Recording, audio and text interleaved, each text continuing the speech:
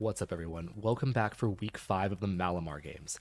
In case you've skipped my last few videos, this is a special league where VGC content creators face off in a best-of-3 set, but there's a different random set of wacky restrictions in place each time. This week I'm up against Kevin from Pokésports, which is an absolutely fantastic podcast and YouTube channel. I'll be linking them in the description below. Mike and Kevin are really good people. Definitely go check them out if you haven't already. Now, onto the format. This time we're doing no level ups. What this means is that we have to use Pokemon that evolve, but not by plain level up as the mechanic. So, for example, King Gambit evolves by having a Bisharp kill 4 other leader Bisharp, and Jolteon's a Thunderstone, and Goldengo has the coin system, for example, right? You can see all those on here. So yeah, it leaves a really interesting set of Pokemon. It's just kind of like a limited metagame, and you have to look at what's available and build around that. I absolutely love this kind of theme. So I'm going to talk about my team for a little bit, and then move on to the set. If you'd like to just see the games directly, there are timestamps in the description and the seek bar, so go ahead by all means. Anyway, onto the team. So the first thing I noticed looking at all the mons available in this format is that there's 2 really powerful Defiant users in Annihilate and King Gambit. Remember, I think you need to kill 20 mons for Primeape to become Annihilate, so that makes sense. Yeah, so that left me with a really cool tech option of this Mirror Herb Arcanine. I can proc their ability with my Intimidate, and then receive the full +2 because they get a -1, so Arcanine will actually be stronger. And Arcanine is not subject to its own Intimidate, obviously. I then give it enough speed to outspeed max speed Ape. So yeah, we'd be the fastest thing on the field. We just start blasting things with +2 Flare Blitz. We have Howl to boost our other 2 physical attackers. More on those in a second.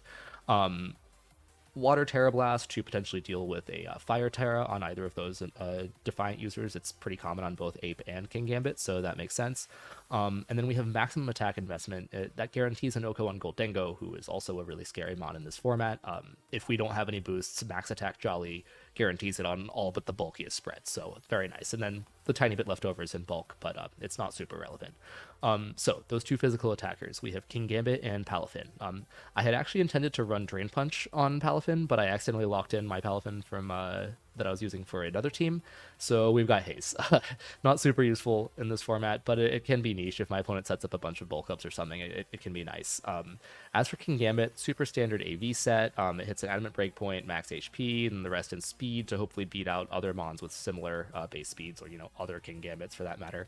Terra Fire is the big thing here, because if we do take advantage of that and get our Defiant boost against an opposing Arcanine, we don't want to be burned or hit with a super effective fire attack, right? So yeah, very, very useful Terra. Probably my favorite on King Gambit, unless you're doing Earthquake abuse or something like that.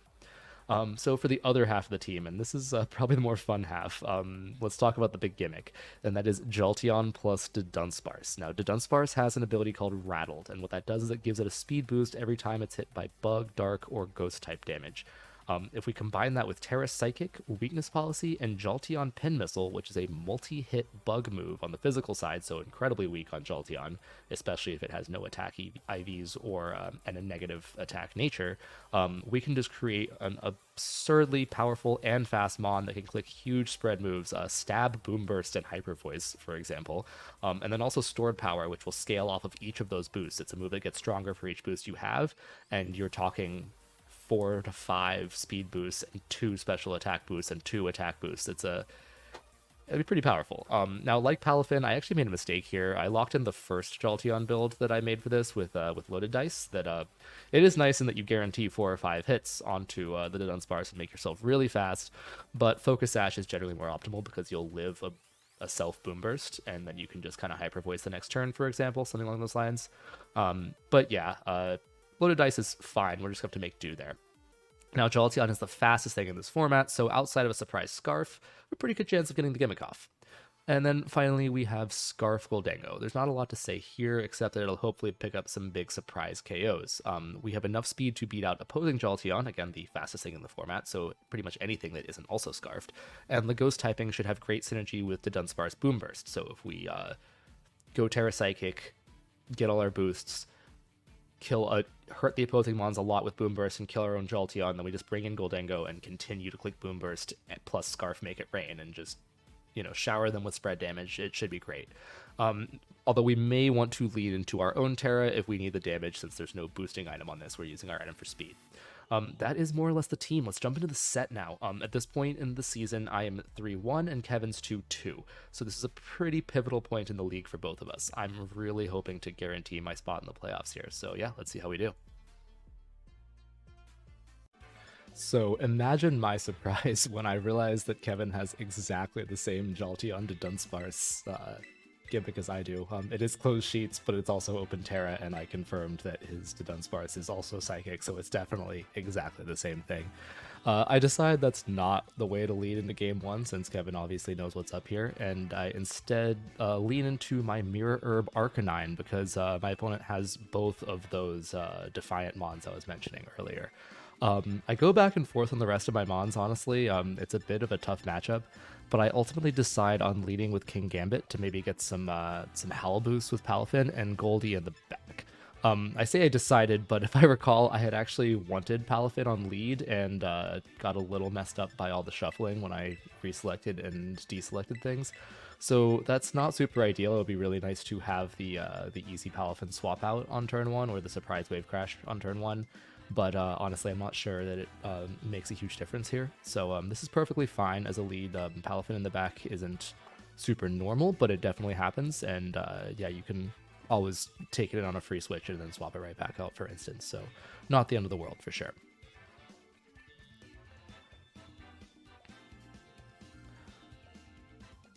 So let's go into here and see how Kevin leads for game 1.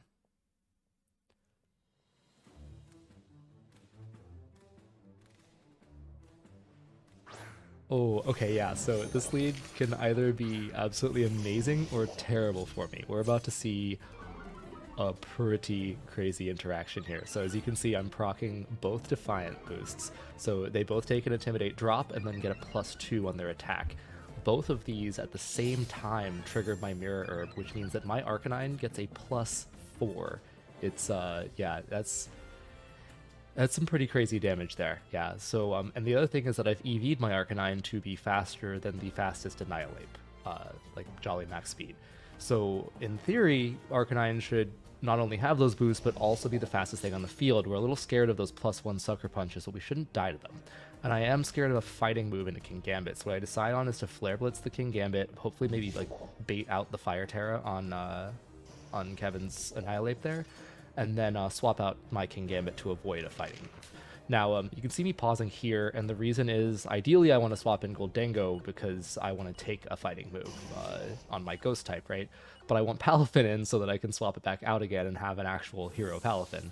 So, yeah, a bit of a struggle, and I go down to, like, the timer is a little rough there, so I end up deciding on Palafin here. Now, here's where things get a little spicier than they already are, though. Kevin goes for the Terra on his Annihilate, and it is a fighting Terra. Yeah, so you can just take a moment here to take this in. It goes first. So, because of how I EV'd my Arcanine, I now know for a fact that that Annihilate is scarfed. And so that's good knowledge to have, but it also means that I pretty much flat out lose the game, especially because it means that the King Gambit attack is going into this slot, and it's a Kowtow cleave. So my Palafin in baby form takes a +1 Kowtow. Goldengo would have just flat out died, mind you, but at this point I feel like the game is effectively over. I have nothing for this. The +1 CC alone can take out pretty much all my team. So I think about this for a second, like maybe I should just forfeit to not give up knowledge of my Scarf, but because Annihilate is naturally faster than Goldengo, the turn will still go in the order it always would. So there's no reason for me not to go ahead and click the funny Terra Steel Make It Rain button and see how much damage I can get off with it.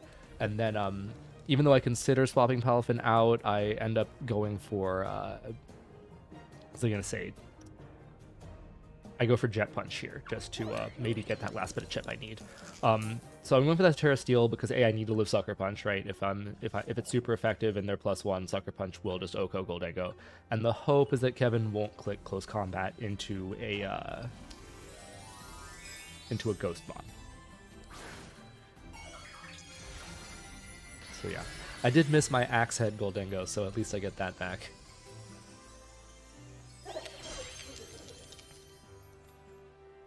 So we get Jet Punch off into Annihilate. It's really good chip, honestly. It's good knowledge to have because it's good chip because of the CC, right? It's at -1, and he did in fact call it. And this is normal, right? It's a Terra pin.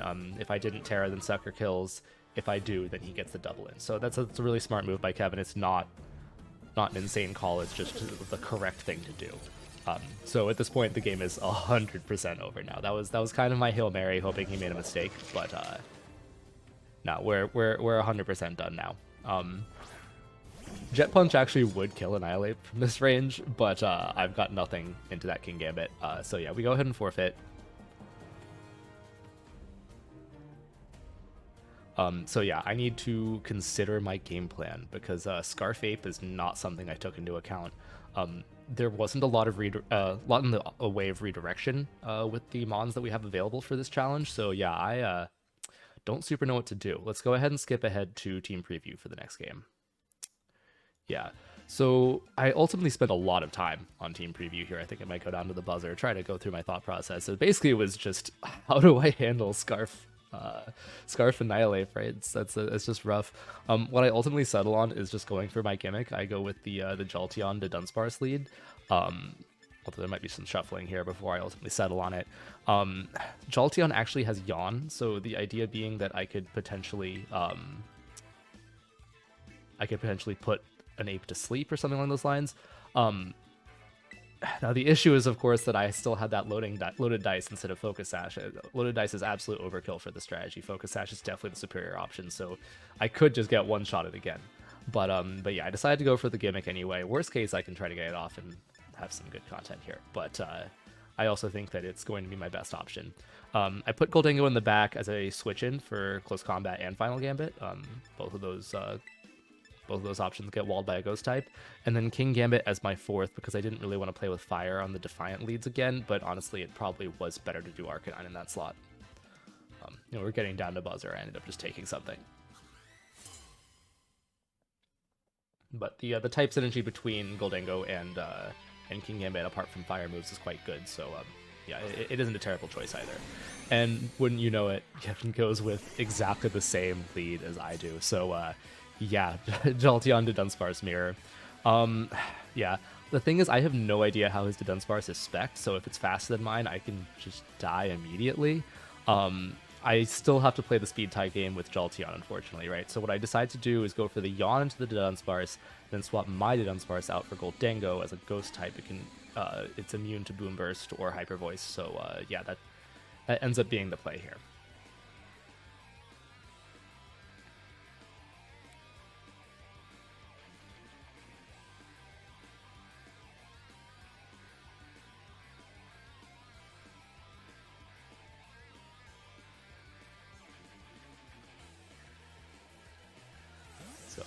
Our swap goes off, nothing from them, so...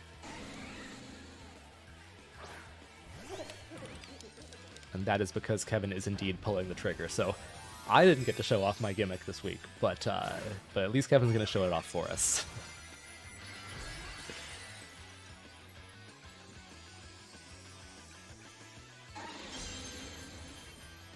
You get the Psychic to Dunsparce. We do go first. That's actually really huge that we won that speed tie. So Yawn goes off into the Dunsparce. They click Pin Missile with their Jolteon into it. So yeah, you can see it's proccing that Rattled ability and the Weakness Policy. And now it just comes down to how many Pin Missiles actually hit. So that was 1. 2. Critical hit. We'll take any chip we can get, honestly. And then a third one. Okay. We see that it's super effective. So yeah, 3 times. So 3 boosts. This is actually interesting because I, obviously building this team, also looked a lot at speed tiers, and I noticed that if you're not going with loaded dice, you really need to do a little bit of speed investment to outspeed everything, especially when taking Scarf users into account. If you're not greedy with your bulk, then you can outspeed everything. But if you really want a lot of bulk, then you can end up actually missing some. That's kind of what the loaded dice can help with, at least. So depending on Kevin's investment, my Gholdengo with Scarf can indeed be faster than his to Dunsparce.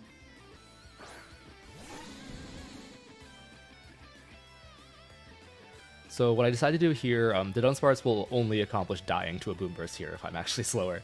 So I go for Protect on that, and then, once again, click the funny buttons on Gholdengo. Really, what I do with protecting on the Dunsparce was kind of useless because it makes it so I can't protect the next turn. I'm really just banking on being faster here. And assuming that I am faster, I need as much damage as I can on Make It Rain. It is possible that a regular Make It Rain would pick up from here, but remember, I don't have any boosting item, and more importantly, if the thing I want to happen, him being slower than me, is true, that means by necessity he'll be bulkier, so this extra damage is vital if I'm playing to my out. So yeah, this Protect, probably not a great idea. If I had just attacked, that would have been fine. In fact, an attack would have been great to cover for a switch on that Jolteon slot, for example, into like something that could take the Make It Rain. But we are faster, so that's absolutely huge. The critical hit may have mattered, but I don't think so. The Dunsparce isn't that bulky, so we pick up this double KO. Really, really big deal. That gets us back into the game, but we have not won yet.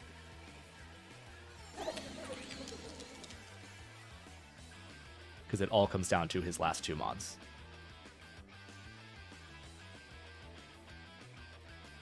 And yeah, it is indeed the Annihilate, so the same thing that caused me all my problems. At least the good news is that this time around, it does not have a Defiant boost, and the Terra is gone, so its CCs will be a lot weaker into my Terra Gholdengo. I don't really have a lot of choice here, because both of my mons are weak to this fast close combat. I do go for Stored Power, hoping that I will potentially have my Weakness Policy proc to get hit super effective on the Annihilate, and then I'm choiced. I have to click this move, or I could switch, of course, but King Gambit in the back also won't appreciate a fighting move. Yeah, really wish I had the Arcanine now.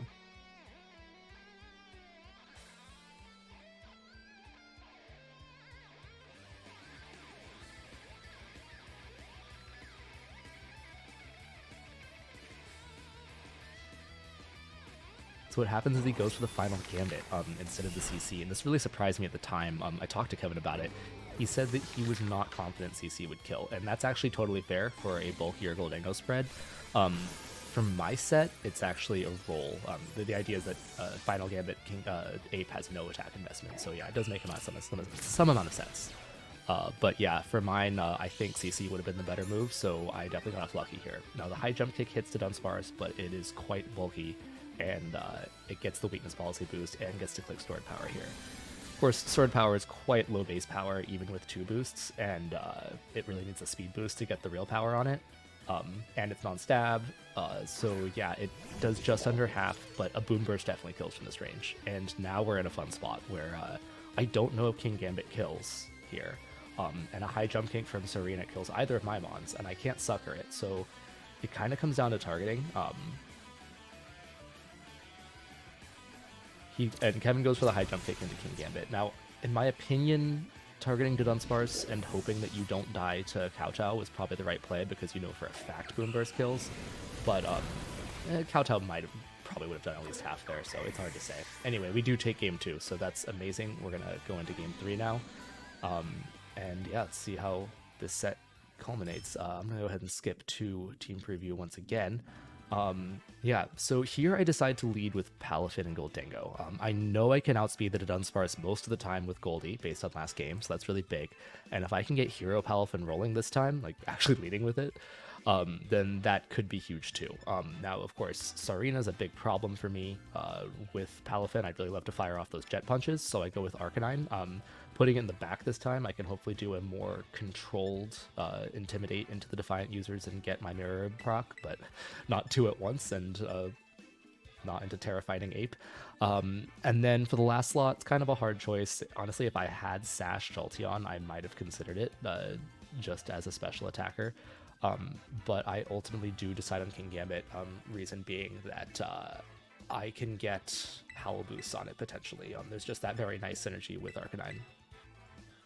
And also my opponent hasn't done his Arcanine at all yet, so maybe even a Defiant proc of my own would be very nice.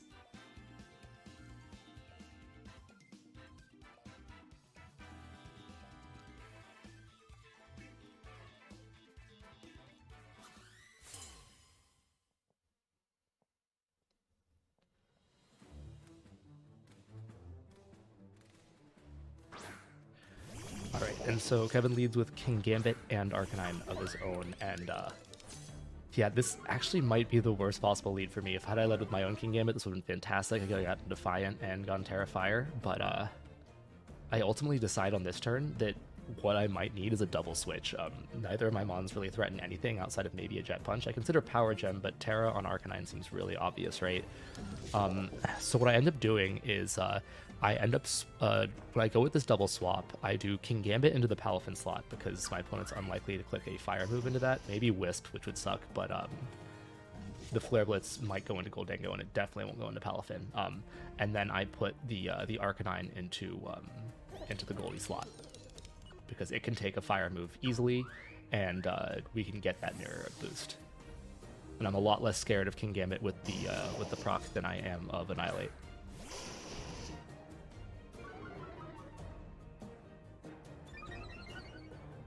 So we swap that in, we get that nice interaction again. Also intimidate the Arcanine, so if it attacks, we're in a great spot. And yeah, so that's a +2 Arcanine now, big deal. And then Palafin swaps out, also big because we now have a hero form in the back.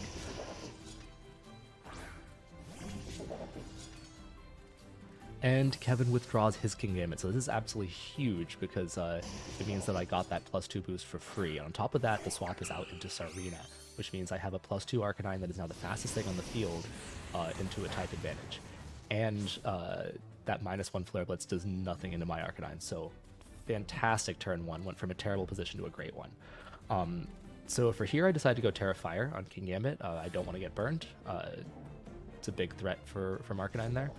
And yeah, we go for that into the Arcanine, and while I could attack Sarina, I know it's Terra Water, so instead what I do, I'm expecting a defensive play, I go with a Howl on this Arcanine.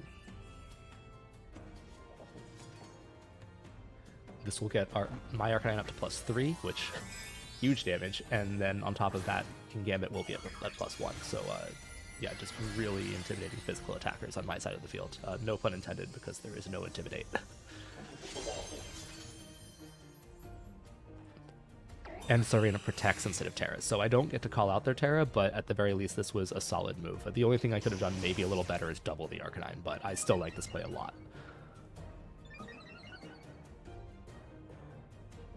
And yeah, whiffs the Will-O-Wisp into my Terrafire, so could not have gone better. +1 Kowtow into Arcanine, barely misses the KO, unfortunate because he has a Citrus Berry, but still, really solid turn. So from here, I kind of just go on autopilot, to be perfectly honest. Just kind of click the moves into the bonds that make sense to.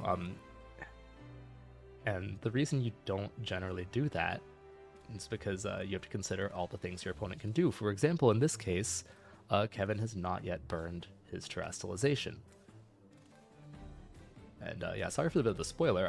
I didn't remember how long this turn took, but yeah, you can see where that comes in now.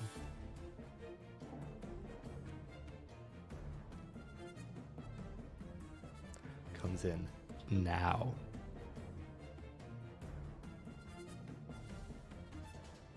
Yeah, there it is. And like I said, I knew the Terra types ahead of time, so this is a Terra Water onto the Sarina. Makes a ton of sense. In retrospect, doubling that slot would have been quite good for me because the Arcanine doesn't really threaten a lot of damage into either Mon or my Mons in the back, and Sarina is a massive nuisance to me because of Queenly Majesty's blocking all my priority moves. So this Flare Blitz, despite being at +3, is resisted and will actually not pick up the KO. And that, plus the E-Speed, plus all the recoil I do to myself, plus this high jump kick, actually get rid of my big +3 Arcanine, which is rough. I would have loved to do more damage with it. It's not the end of the world. We're still winning, in my opinion. This Kowtow goes into Arcanine now. Oh, sorry for banging the mic there. That might be loud. Anyway, yeah, so I bring in Palafin, but yeah, I really would have loved to have Jet Punch plus Sucker Punch available to me here. In fact, that pretty much would have sealed up the game 100%. Especially because Kevin's not bringing out that Annihilate, and the thing that this, like the big struggle here is that even though this thing has no boosts, we're scared of the final Gambit. Now, it wouldn't be the end of the world again, because that final Gambit is will kill him too, and I have the slight lead due to how much damage Sarina's taken here, right? On top of which Palafin will generally be faster than Sarina, even with minimal investment like we have. Although we do have a little more than a lot of bulky Palafins do these days. So I take some time to consider the ramifications of all that. Ultimately, do decide on just splitting my damage in case the Sarina protects. But like this is fine, right? Because if he final gambits the Palafin, then it goes down, and then Ape can take out the Sarina. But I think Kevin realizes this too and just goes for the Shadow Claw, realizing that Gambit would lose the game entirely. But yeah, it does nothing. Palafin does in fact go before Sarina, so the Wave Crash takes it out. It's resisted, but Palafin is a monster, and that was not very much HP left. And now we should have a nice big +1 Kowtow into this Ape. That'll be neutral damage. And it's locked in the Shadow Claw, which we saw does effectively nothing. And the priority prevention is gone. So from this point, the game is more or less locked up. Also noting that Terra is already burned on Kevin's side of the field, so I can just Jet Punch the Annihilate and go for a Fire Terra Blast into his King Gambit with mine.